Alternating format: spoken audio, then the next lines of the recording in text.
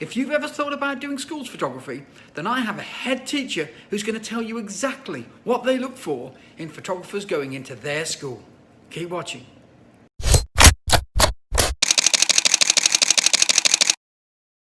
Have you ever thought about taking pictures in a school, maybe as a schools photographer? Well, what do you need to do that? Well, I've got a head teacher here who's going to tell you just that. H, you are a head teacher in a school for many, many years and a number of schools. So tell me, what would you expect from a photographer that came into school?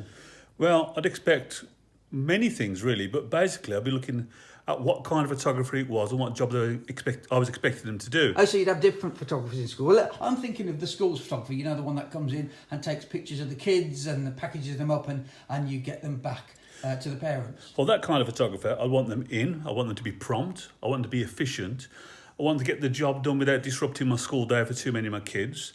I want them to do a job that means that nothing comes back on the school, so when the photographs arrive, they're done, they're packaged, they're sorted, and I'd be looking for some income from that as well, from the photography company, that would benefit my kids. So you want some income from the school, you want them to be efficient. Who else might come in then? You mentioned that other photographers might come in, other than the school's photographer. What do you mean? I would have photographers in to do work, perhaps my school website, that publicise my school. I'm looking for that photographer to be creative, to think a little bit outside of the box and make sure that my school and my children were reflected in the best light they could be. That person would have to be very good with the kids and good with the staff, because I would expect them to maybe do something a little bit different so that my school could stand out from the crowd. Oh, well, there you go. So creativity is the key there you're looking for. And of course, I suppose there are external photographers as well that might come in, like press and whatnot. Yeah, if the press were in, basically, I'd want them to come in, get the job done, be as quick and efficient as they could be so there's little disruption, because they know what they've got to do. They need to get that out and we need to get on with our day. Okay, so essentially what you're saying is you're there to teach the kids. And are those school photographers that come in, I take them, you want them to take responsibility for all the photo stuff, I'm guessing. You're busy teaching kids. Yeah.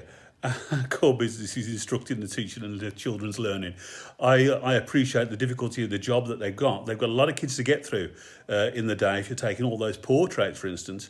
However, I want that job done so it doesn't disrupt the kids' learning at all. So when the pictures come back to you, they've done everything in terms of names and distribution and packaging it all up. You expect them to do it?